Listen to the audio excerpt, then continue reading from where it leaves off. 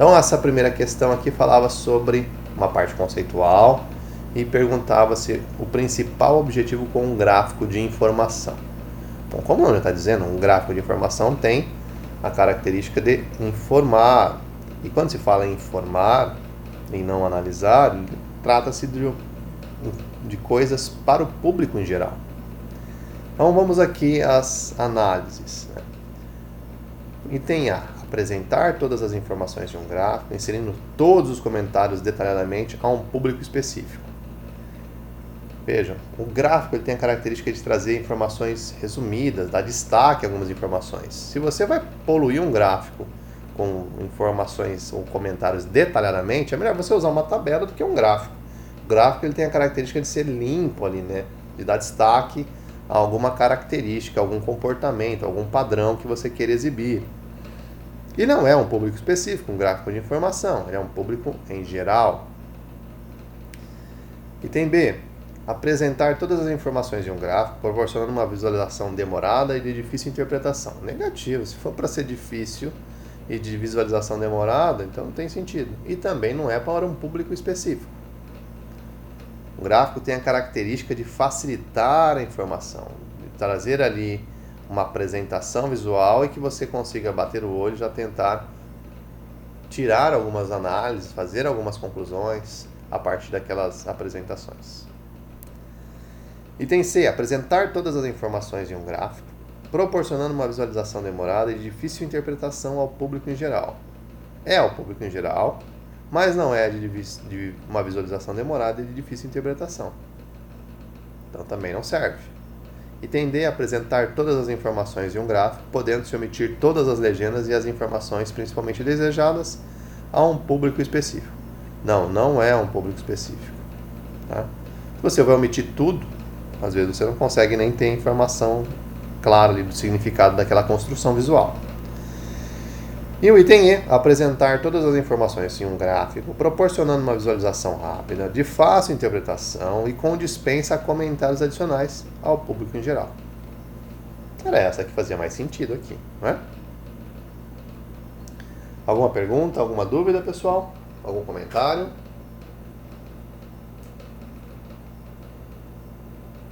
Por enquanto não, mas os próximos terá. Maravilha, então vamos lá. Vamos adiante, então.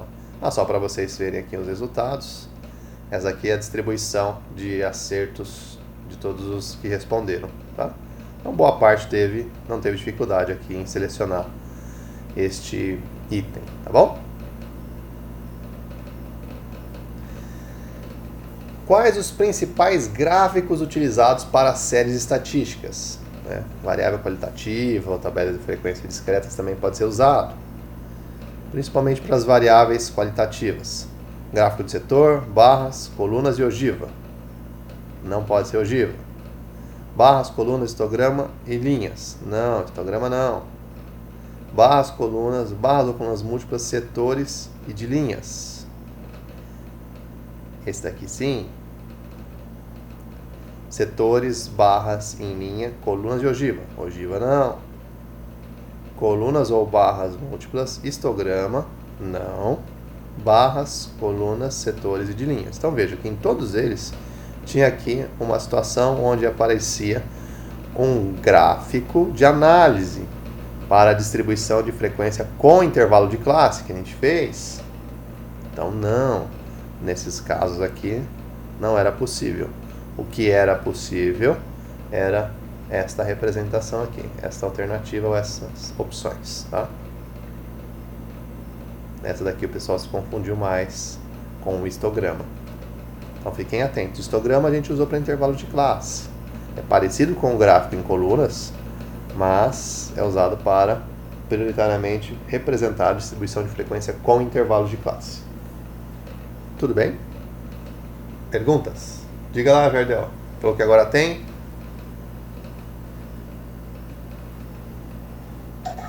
O professor, a tarefa que nós fizemos, ela está onde para verificar onde que eu errei? Qual eu errei? Ou não aparece mais para mim? Ela está dentro do Socrative aqui, ela não aparece mais. Eu posso enviar depois para vocês os relatórios em PDF. Tudo bem? Por favor, só para rever, para ver o que eu errei, que eu Claro, acertei. claro. Eu mando para vocês, sim.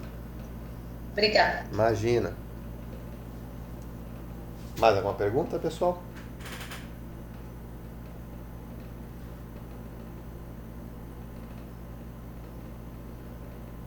Então vamos lá. Para frente aqui. Esse daqui já era um exercício onde vocês tinham que analisar informações no gráfico. Aqui tinha um enunciado que diz o seguinte: a partir dos dados apresentados no gráfico 2, é correto afirmar que o volume total de cargas destinadas ao Brasil ou deles originadas e que passam pelo Canal do Panamá e que passaram pelo Canal do Panamá em 2001 foi inferior ao de 98? Com base nos gráficos, analise e assinale a resposta correta. Então vamos ver o gráfico 2 aqui.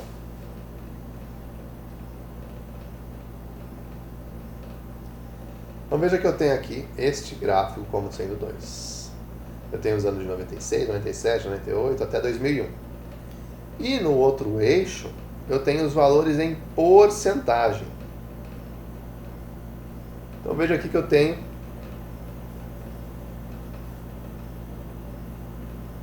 informação das cargas destinadas ao Brasil ou deles originadas, mas uma evolução dessas cargas ao longo dos tempos aqui, apresentadas em porcentagem. Isso não é o volume total. Isso não é o volume parcial. Não são quantas toneladas como aqui, movimentadas, ou no gráfico 3, como aqui, em número em milhões de toneladas. Se eu não tenho as informações do total, como é que eu sei que esta parte aqui, de 98, que tem 1,5%, representa um volume total maior do que o de 2001, que representa um volume de 1,4%? Como é que você encontra isso? Se em nenhum momento aqui fala que o volume total passado em cada um dos anos foi o mesmo pelo Canal do Panamá.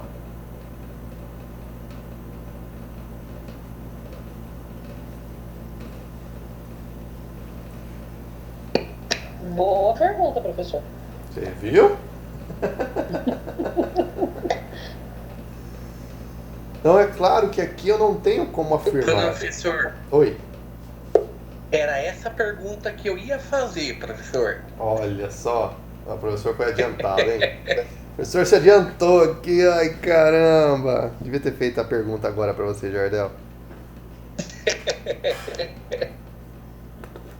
Então, veja, vamos pegar esses dois exemplos aqui, ó, que a gente tem, né, das afirmações. Em 1998, 1,5% e 2001, 1,4%. Por que eu não posso afirmar que 98 passou um volume total de cargas pelo Panamá maior do que o de 2001? Vou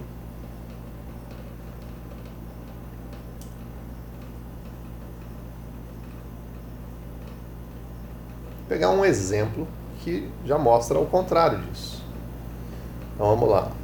1,5% do total de cargas passou pelo Canal do Panamá em 1998. E 1,4% passou pelo Canal do Panamá em 2001. Cargas que saíram do Brasil e passaram por lá, ou cargas que vieram para o Brasil e passaram por lá.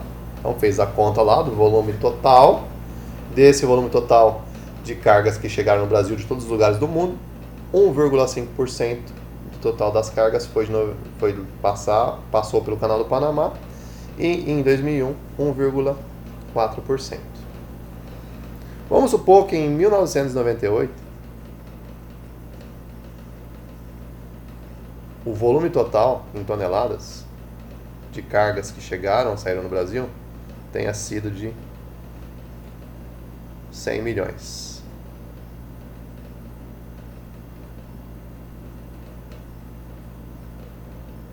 Então aqui volume total, tá?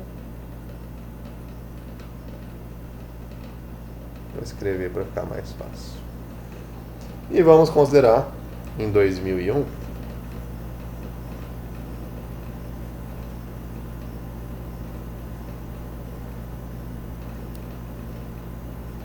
que tenha sido um volume total de 200 milhões.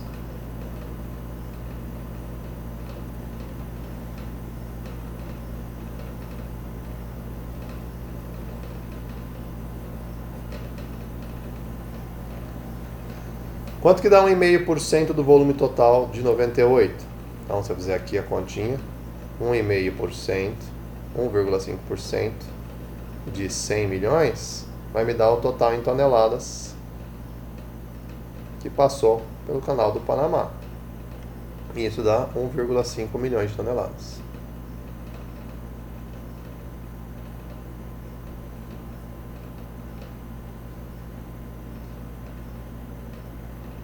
E se eu fizer a mesma continha com o de 2001, 1,4% de 200 milhões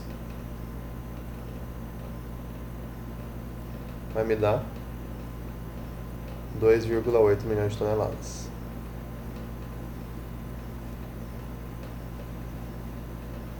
Bom, veja, fazendo a volta, né?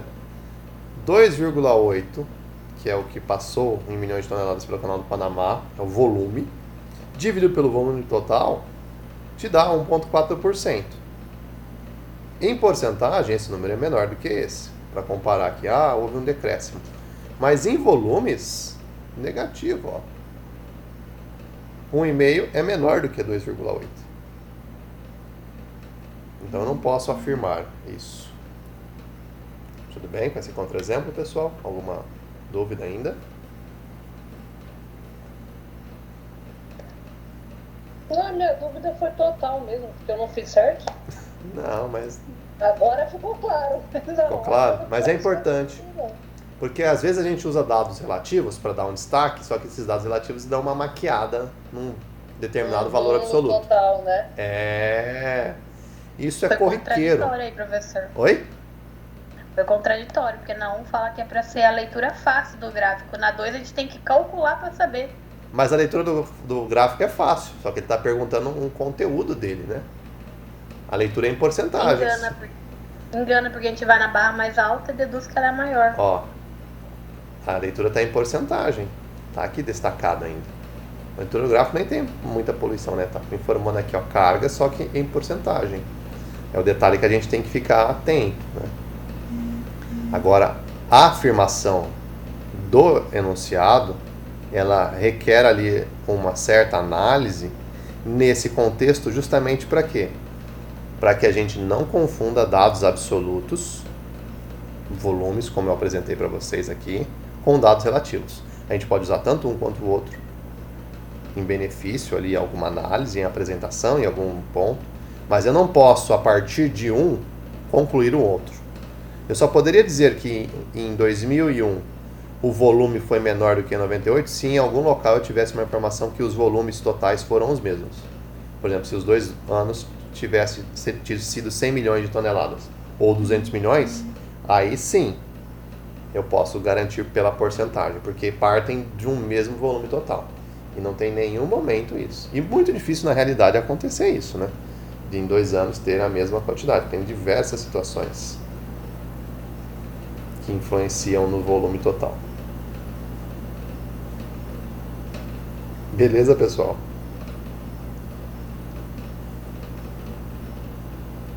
Beleza. Vamos para frente ou mais algum comentário? Então aqui também, só para vocês verem. Ó, ficou praticamente empatado aqui, né? Um gráfico em linha é preferencialmente empregado para qual tipo de dado? Esse daqui tinha que acertar, né? A gente falou bastante no gráfico em linha, que geralmente ele é utilizado para, vamos ver, qualquer tipo de variável? Acho que não, hein? Frequentemente para a variável, a interpretação ele é o ponto crucial aqui, pessoal, de verdade. Mas não só isso, né? Ali tem uma parte conceitual que envolve dados relativos e dados absolutos no anterior, que vai ficar um pouco mais claro ainda com o próximo exercício que vocês têm aqui também. Mas vamos ver esse daqui, ó, do gráfico em linha. Então eu tenho aqui ele sendo frequentemente usado para variável de região ou geográfica? Não. Frequentemente usado para variável temporal? Não. Usado para variável categórica? Perdão. Frequentemente usado para variável temporal? Sim. Variável de tempo. Frequentemente usado para variável categórica? Não sendo geográfica nem temporal? Não. É uma variável específica aqui, outra qualquer que não seja de tempo ou de espaço? Não. frequentemente usado para variável sem classificação? De maneira alguma, né? Não tem nem sentido. Então aqui a alternativa que deveria ser assinalada é que eu uso esse tipo de gráfico em linha quando eu tenho uma série cronológica, uma série que envolve tempo, então eu tenho variável temporal. Tá? Obviamente esse daqui teve aqui um percentual de acertos um pouco maior.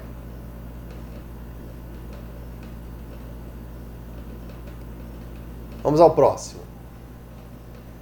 Os países em desenvolvimento fazem grandes esforços para promover a inclusão digital, ou seja, o acesso por parte de seus cidadãos às tecnologias da era da informação. Um dos indicadores empregados é o número de hosts, isto é, o número de computadores que estão conectados à internet. A tabela e o gráfico abaixo mostram a evolução do número de hosts de 3 países que lideram o setor na América do Sul. Indique e justifique quais dentre os 3 países são os que apresentaram, respectivamente, o maior e o menor crescimento percentual no número de hosts no período de 2003 a 2007. Então, primeiro maior, segundo menor, crescimento percentual. Vamos à leitura do gráfico. Esse aí eu errei porque eu não me atentei que era respectivamente. A resposta estava certa, só que eu coloquei ao contrário. Quer dizer, estava errado, lógico, né? Porque estava ao contrário. Então, e também se a gente olhar os dados absolutos, a gente erra. A gente é induzido ao erro, porque aqui ó, tenho duas informações, tanto visual quanto tabular, com dados absolutos. Então aqui ó, eu vejo de 2003 até 2007, o Brasil com uma inclinação muito alta aqui e no entorno, começando aqui em 2003 com quase 2 milhões, um pouco mais de 2 milhões de hosts, e finalizando lá em 2007 com quase 7 milhões e meio aqui, né, de hosts. A Argentina teve um crescimento mais modesto aqui, ó, visualmente, em dados absolutos, de 400 mil, de quase 500 mil até 1 milhão e 800, ou seja, quase 2 milhões aqui. E aqui a Colômbia, menos ainda, né, de 55 mil para 700, pouco menos de 1 milhão de hosts. Mas não era essa a questão, não era essa a análise, né? Se fosse isso, era só pegar, tá, tinha 55, foi para 721, 721 menos 55, vai dar ali 660, 670, pronto. É isso que cresceu a Colômbia. 495 menos 1 milhão e 800 dá 1 milhão e 300 aproximadamente. É isso que cresceu a Argentina.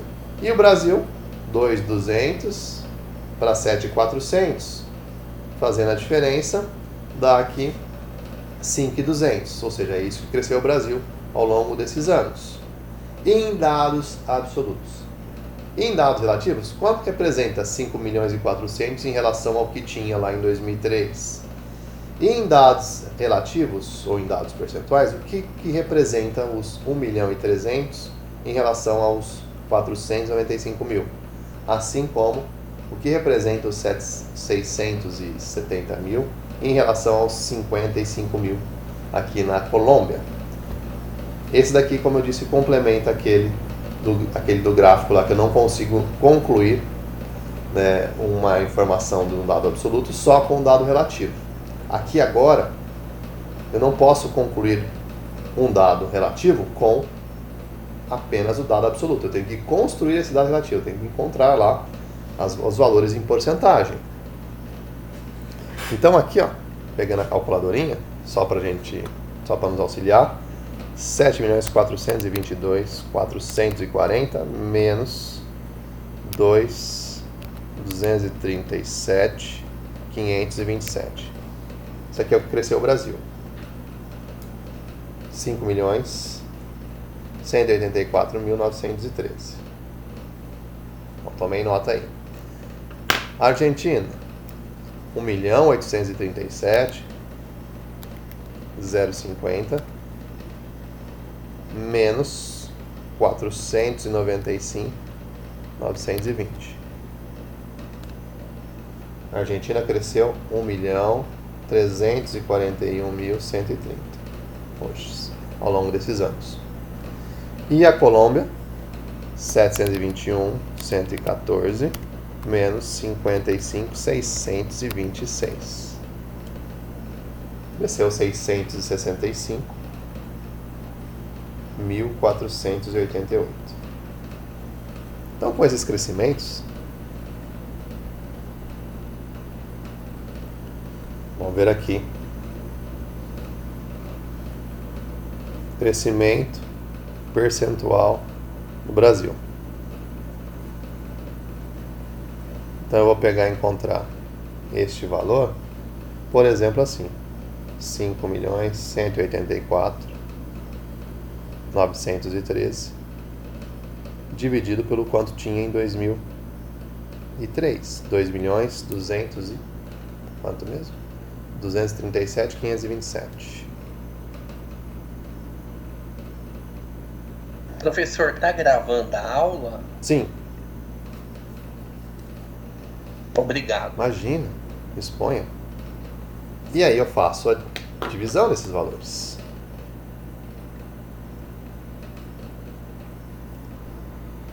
Cinco 184.913 dividido por 2.237.527. Ou seja, deu 2,31.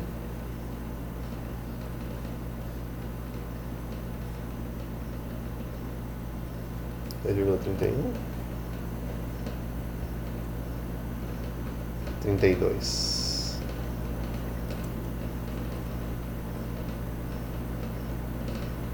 Arredondando. E isso em porcentagem, se eu multiplico por 100, crescimento de 232%. Ou seja, o Brasil cresceu 2 vezes, um pouquinho mais de 2 vezes o número de roxos. Tinha 2 milhões, foi para 5 milhões, é um pouco mais de 2 vezes, né? 2 vezes 2 aqui daria 4, né? 2 vezes 2,2 dá 4,4.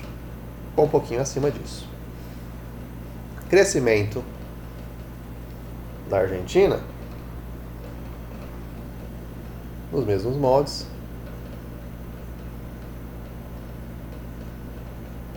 Aqui este cálculo. Aqui eu pego 1.341.130 e divido pelos 495.920.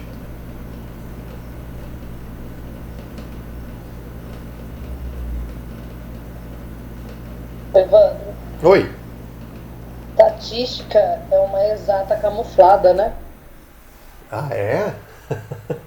Porque não tem nada claro. A gente tem que entrar em cada gráfico e fazer 20 milhões de contas para chegar em alguma coisa. Então aí a gente vê a matemática aplicada, né, em uma determinada área.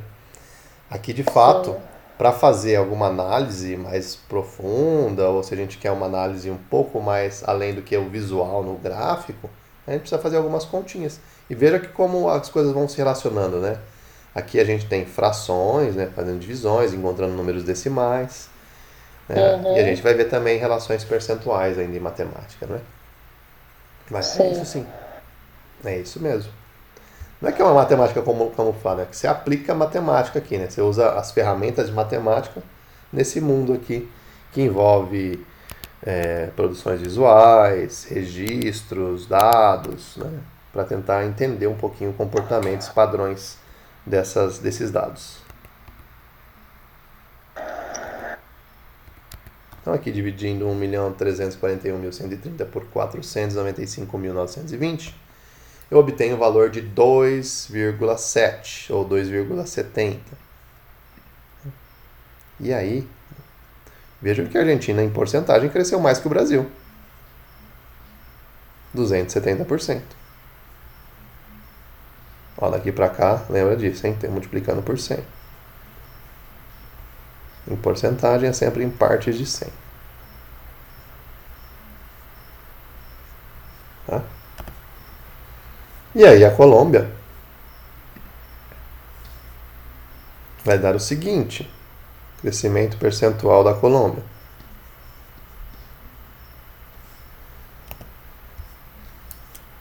Então eu pego aqui o valor 665, 488 e divido por 55.626.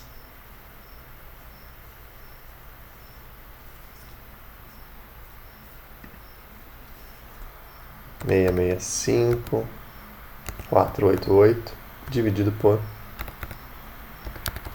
55.626. Deu 11,96. Ou seja, a Colômbia cresceu 11 vezes, quase 12 vezes mais. E isso dá, multiplicado por 100, 1.196%. Quem cresceu mais em porcentagem?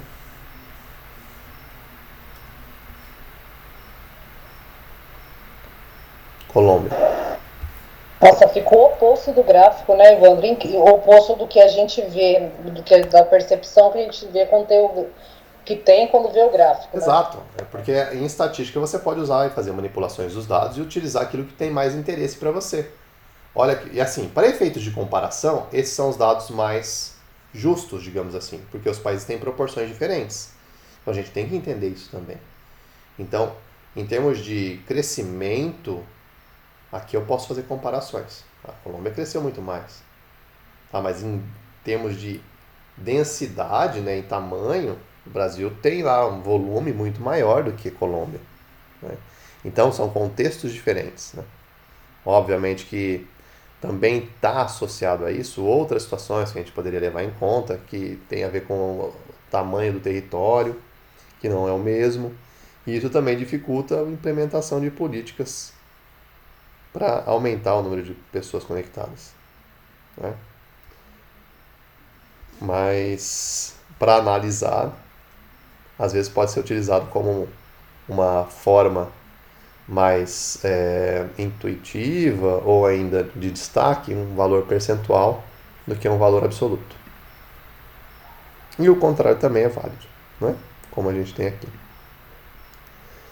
Então aqui a resposta em ordem, né?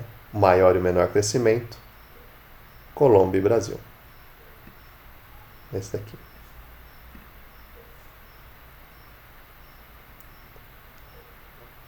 Poderia ser chamado de peguinha esse? Sim, mas é um pega, né, para a gente entender que a gente não pode olhar o dado absoluto e fazer uma inferência do dado absoluto para o dado relativo.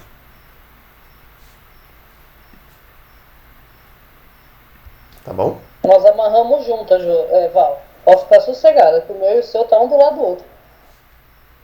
Que bode o quê? Que bode o quê? Vocês estão de brincadeira comigo. Vamos lá. Próximo.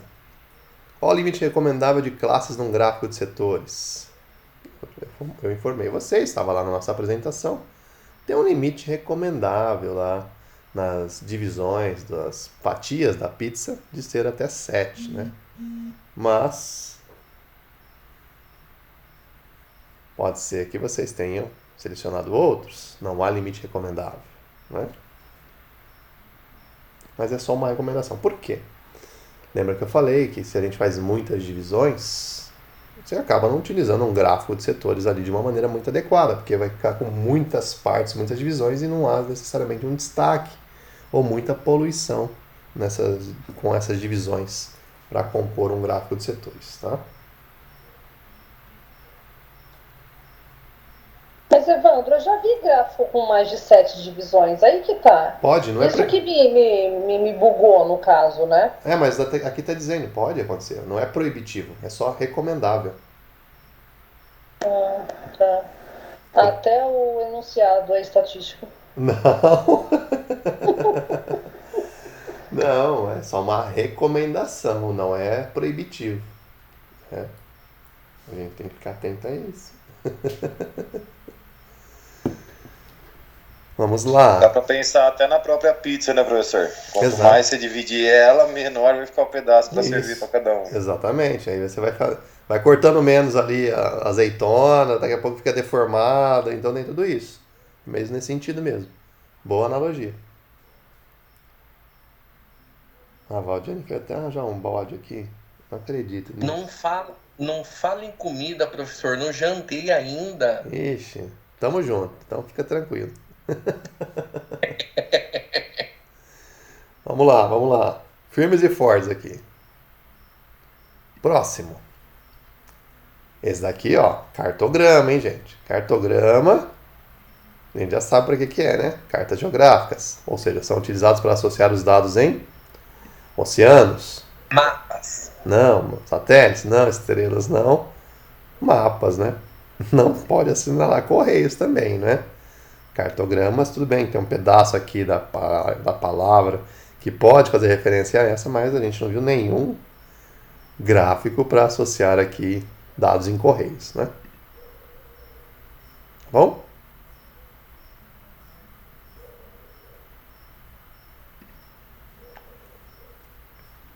Vamos lá ao próximo aqui, o 8º, que também tinha um gráfico para a gente fazer uma análise sobre as informações apresentadas nele. E uma historinha antes aqui da leitura do gráfico.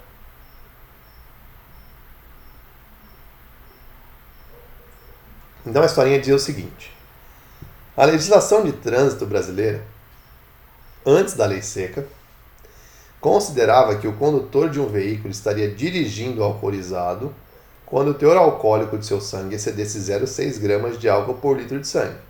Então, quem tirou a carta antes da lei seca, que não permite mais nenhum teor alcoólico, nem um percentual, nem uma quantidade de gramas de álcool por litro de sangue, tinha, ou lembrava, ou já viu alguma situação como essa daqui. Então, você só era considerado alcoolizado dirigindo um veículo se excedesse 0,6 gramas de álcool por litro de sangue. E aí o gráfico aqui mostra o processo de absorção e eliminação de álcool quando o indivíduo bebe em um curto espaço de tempo, de 1 a 4 latas de cerveja. Então tem 4 curvas aqui, que a gente vai ver um pouquinho mais em detalhes e também em zoom, logo a seguir a terminar esta leitura. E aí a gente vai poder comparar os tempos de absorção, os tempos de eliminação do álcool no corpo. Considerando a legislação antes da lei seca, ou seja, essa daqui, 0,6 gramas de álcool por sangue, por litro de sangue, analise as afirmativas. 1. O álcool é absorvido pelo organismo muito mais lentamente do que é eliminado. 2. Uma pessoa que vai dirigir imediatamente após a ingestão da bebida pode consumir no máximo 2 latas de cerveja. 3. Se uma pessoa toma rapidamente 4 latas de cerveja, o álcool contido na bebida só é completamente eliminado após se passarem cerca de 7 horas da ingestão. Estão corretas quais afirmativas? Então vamos à leitura aqui visual. Então observem aqui. Isso daqui é um gráfico verídico, tá? Um gráfico de estudos aqui de um instituto americano, tá? E aí tem aqui as curvas relacionando ingestão de 1 lata, ingestão de 2, ingestão de 3 e ingestão de 4. Nesse eixo eu tenho tempo e nesse eixo aqui quantidade de álcool no sangue. Então, partindo do zero significa o momento, o instante em que ele vai beber as latinhas. Vamos partir do pressuposto que ele bebe 1 lata, em seguida a outra quando ele bebe mais de uma, tá? Então esse aqui, esse ensaio estatístico diz o seguinte: para 1 lata a curva é essa daqui, ó, em amarelo. Observem aqui que vai até 3 horas, até após, um pouquinho depois de 3 horas, ainda tem pontinhos aqui que se indicam que há álcool no sangue. Só após um pouquinho mais de 3 horas que a gente tem completa eliminação de álcool no sangue. O que esse pico significa? Significa o máximo que eu absorvi de álcool no sangue. Com uma latinha, ó, no máximo aqui no entorno de 0,2, né, um pouquinho abaixo de 0,2 gramas de álcool por litro de sangue. E aí depois desse pico, começa a cair. O que significa isso? Começa a ter a eliminação de álcool no sangue. Então o que a gente entende da curva? Que é daqui do zero até este pico, significa um tempo de absorção. Parou de absorver, então começa a cair. Então daqui da parte do pico para diminuição, significa eliminação. Esse daqui para uma lata de cerveja ingerida. Para a verdinha, 2 latas de cerveja. Para a vermelha, 3 latas de cerveja. E para a azul, 4 latas de cerveja. Considerando esta análise do gráfico, vamos lá voltar às afirmações. O álcool é absorvido pelo organismo muito mais lentamente do que é eliminado, pessoal? O que vocês me dizem a partir desse gráfico? O que é mais lento, a absorção ou a eliminação? Eliminação. Tá claro para todo mundo? Alguém tem alguma dúvida que a eliminação é mais lenta? Seja para ingestão de 1, 2, 3 ou 4 latas de cerveja?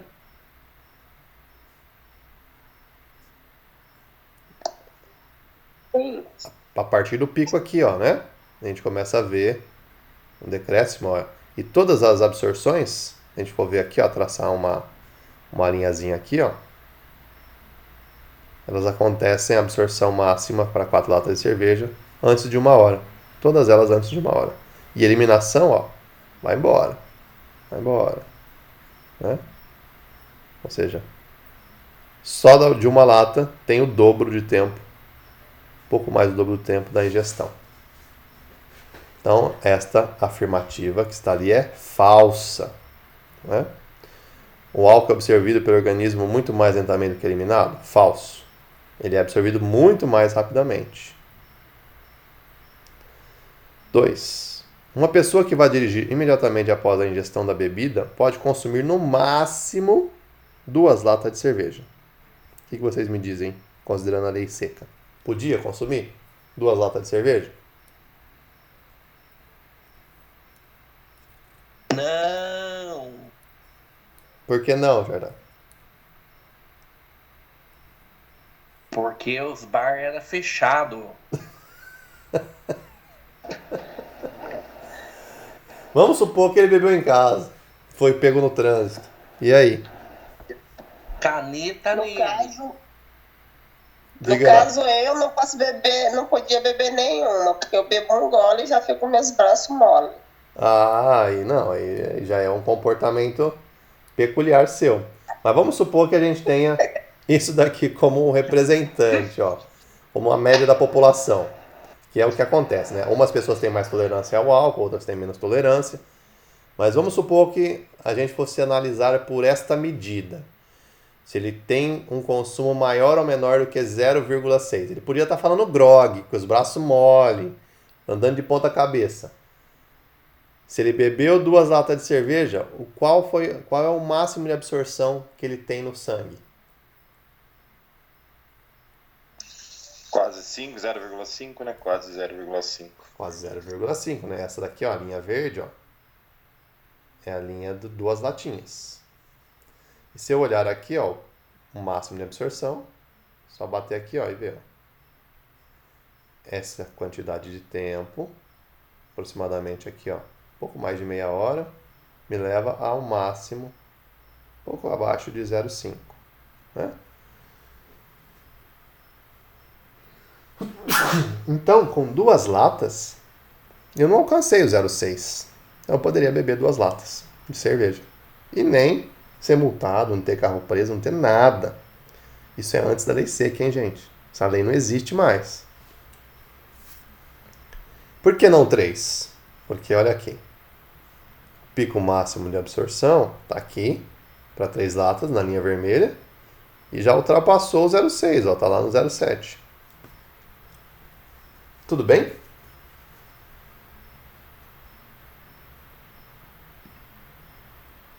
Então essa afirmativa aqui era verdadeira. Podia beber 2 latas.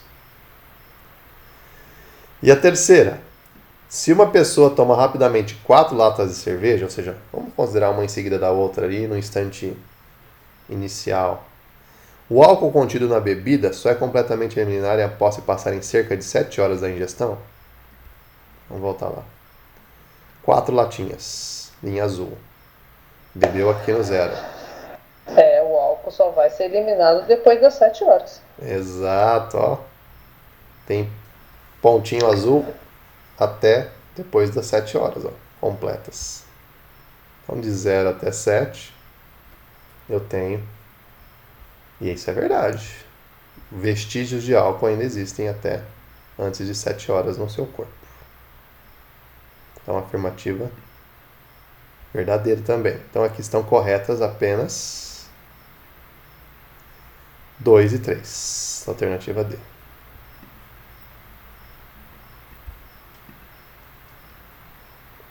Beleza, pessoal? Essa tava mais fácil de avaliar, né? Essa aí tava na cara, a gente não precisava ficar deduzindo a quantidade de conta que tinha que fazer. Essa era uma leitura e do era gráfico. cerveja também, né? Tinha cerveja. Tinha cerveja. Tem Tinha... esse fato que fica mais fácil. Facilitou mais, verdade.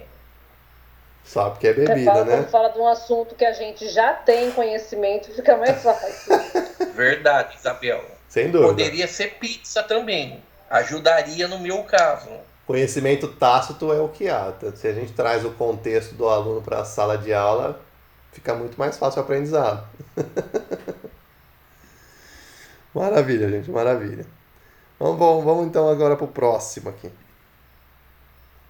Histograma. Agora uma questão conceitual. Histograma é um gráfico para representar qualquer série estatística? Não. Representar qualquer dado qualitativo? Também não. Dados temporais? Negativo. Dados geográficos? Não. Representar distribuições de frequências, preferencialmente com intervalo de classe contínuas? Sim.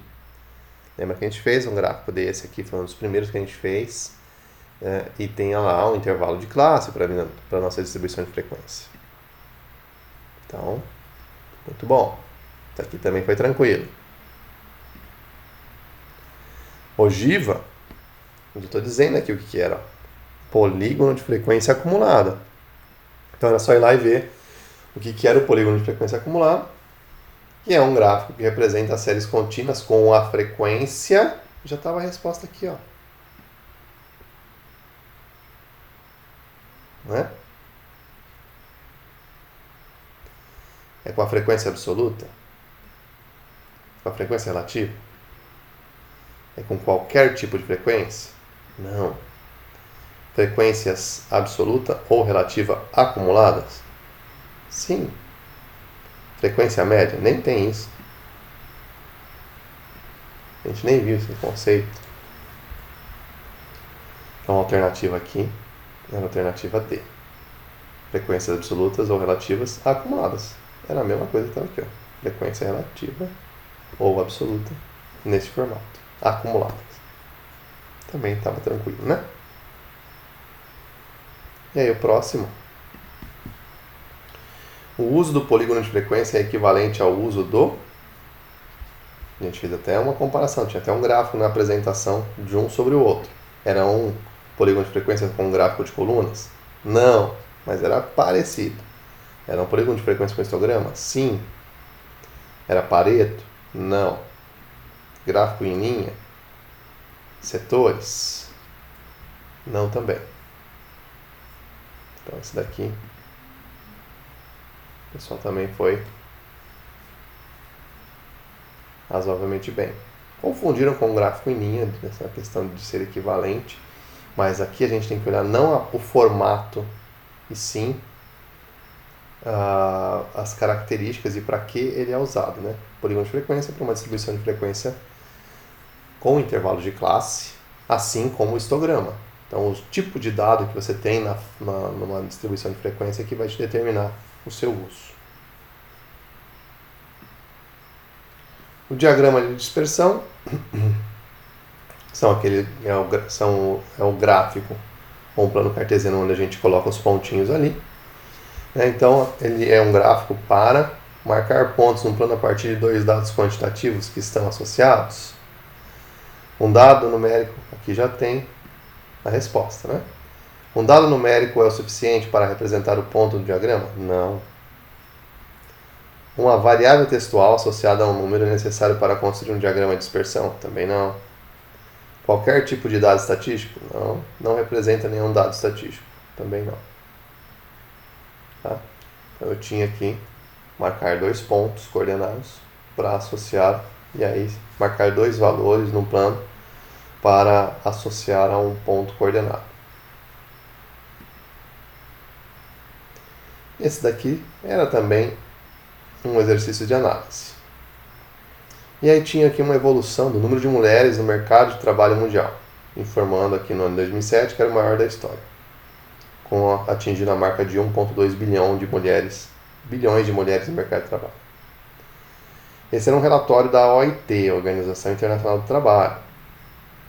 Em 10 anos, comparando então de 1997 a 2007, houve um incremento, ou seja, um aumento de 200 milhões na ocupação feminina. Aí compara aqui depois com os homens. Ainda assim, as mulheres representaram um contingente distante do universo de 1,8 bilhão de homens empregados. Em 2007, 36,1% delas trabalhavam no campo, ante 46,3% em serviços. E entre os homens a proporção é de 34% para 40%. Tinha aqui também uma informação do universo de desemprego. Para as mulheres, subiu de 70,2 milhões para 81,6 entre os 10 anos analisados. Quando a taxa de desemprego atingiu 6,4, antes 5,7 de desemprego masculino. Isso daqui é uma comparação também das duas taxas de desemprego. Há no mundo pelo menos 70 mulheres economicamente ativas para 100 homens, ou seja, como dizendo aqui, a cada 100 homens trabalhando, 70 mulheres trabalham, ou trabalhavam no ano de 2007.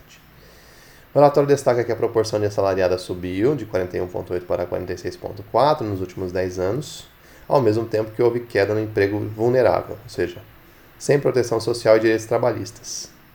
Isso daqui, hoje, se a gente for ver, tem situações já contraditórias, né? Hoje você tem planos de governos com aprovações de situações trabalhistas com mais vulnerabilidade hoje do que há 10 anos, 12 anos atrás.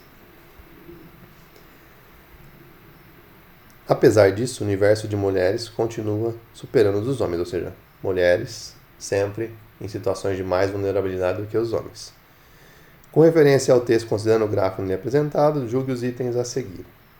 Então, aqui, esse é o item. A população feminina no mercado de trabalho mundial em 95 representa, com relação a essa população em 99, um aumento inferior a 5%. Então, comparando o quanto de mulheres tinha no trabalho em 95 com 89. O aumento for abaixo de 5%? Vamos lá ver 89 e 95. 1989, eu tinha 920 milhões de mulheres no mundo. Lembra que esse gráfico aqui, ó, 920 está em milhões aqui, ó. Então tem que ficar atento a isso. Em 95, 980. Bom, então de 920 para 980 tem que ver se foi abaixo de 5% o aumento, né? Aí eu vejo se é verdadeiro ou falso. Então, o que eu posso ver? Em 89, eu tinha 920 milhões.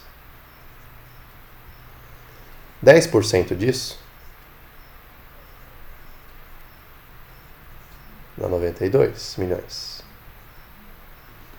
Um aumento de 5% é metade de 10%.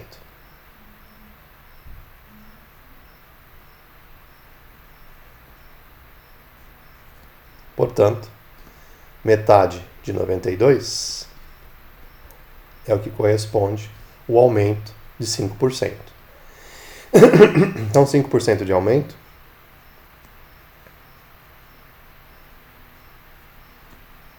é 46, que é metade de 92.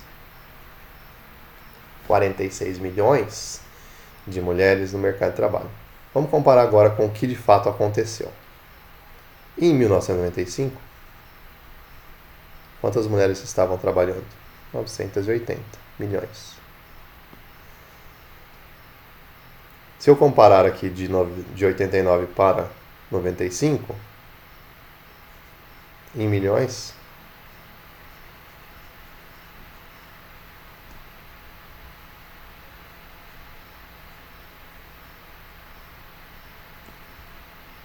eu vou ter 980 menos 920, 60 milhões. Aumentaram 60 milhões. 5% corresponde a 46 milhões. Aumentou mais do que 46 milhões ou menos do que 46 milhões, pessoal? Aumentou mais, não. Se 5% de aumento representa 46 milhões, como é que pode ser inferior? 60 milhões pode ser inferior a 5%. Então não tem cabimento, né? Então foi um aumento superior a 5%, aquela afirmativa é falsa. Para chegar nos 60 milhões eu preciso mais do que 5%. Se no limite de 5% eu só tenho 46 milhões, não tem como chegar em 60 com um valor menor. Dúvidas, pessoal? Perguntas? Tem diversas formas de justificar, tá? Não tem só essa não. Eu estou dando um exemplo aqui não tradicional. Qual que é o mais tradicional? Usar uma regrinha de 3, né? 60 milhões, x 920, 100%. Aí você vai chegar em um x aqui.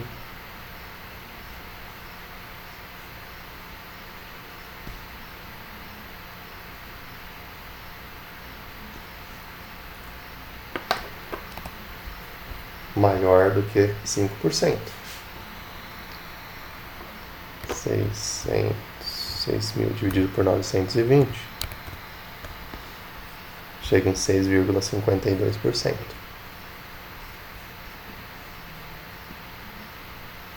Também é uma maneira de justificar.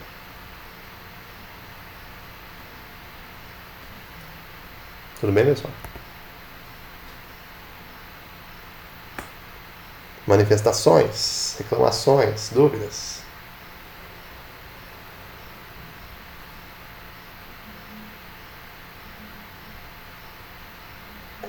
Só sei que nada sei.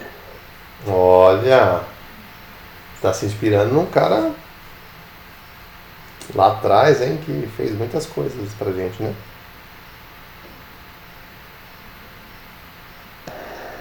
Professor. Oi. Você tem que entender que pelo menos eu acho que a Val também compartilha isso comigo e também acho que o Jardel, a gente tem a boa vontade, entendeu? Compreendo. A gente tem a boa intenção de Sim. Mas às vezes a gente erra. Não. O erro não é o fim, é o meio. Então, plenamente compreensível, tá? Obrigada. Porque ai meu Deus. Eu só choro mesmo. Vamos lá. Concorde, Isabel. Vamos lá, então. A próxima prova, professor, o senhor vai dar pra gente fazer uma redação dos fundamentos da estatística. Aí sim a gente vai tirar 10. Tá Mas para certo. fazer esses cálculos aí, Que isso? não sei não, hein? Não, vamos lá. Com choro, com vela, com tudo, vamos embora. Vamos fazer algumas continhas, porque não tem jeito. No fim das contas, a gente tem que fazer conta, né? Com cerveja também, professor? Aí anima. Ah, aí pode, né? Não tem nenhuma proibição, né? Vocês estão em casa. Vamos lá. Próximo. Exercício 14. Falando lá do diagrama de Pareto da curva ABC, né? O diagrama de Pareto é construído de qual maneira e com qual objetivo? Então aqui, só para vocês verem. Eu não apresentei o anterior, né? Percentual de acertos do anterior. Para vocês verem o desempenho geral da turma. E aqui, o diagrama de Pareto. Ele é usado com qual objetivo? Usando o gráfico de setores. Já está fora aqui, né? Não é setor. Com a frequência absoluta e a percentual acumulada, priorizando os dados de maior incidência. Então está fora por conta disso. Usa-se o gráfico de colunas com a frequência absoluta e a percentual acumulada, priorizando os dados qualitativos de maior incidência, mais importantes, em detrimento ao menos importantes, menos incidentes. Usa-se o histograma com a frequência absoluta e a percentual acumulada? Não, né? Não é histograma. É um gráfico em colunas, já que a variável é qualitativa.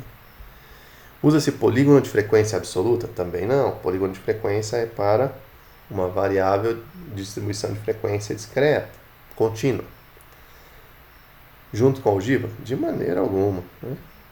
E usa-se o diagrama de ramifolha junto com a frequência percentual acumulada? Não, também. O diagrama de ramifolha é uma composição que parece uma distribuição tabular, uma representação visual, onde você vê o comportamento, o formato, de acordo com as repetições dos elementos que compõem as folhas, né? E aí, então a gente tem esta seleção aqui para este caso. E finalizamos esta parte aqui.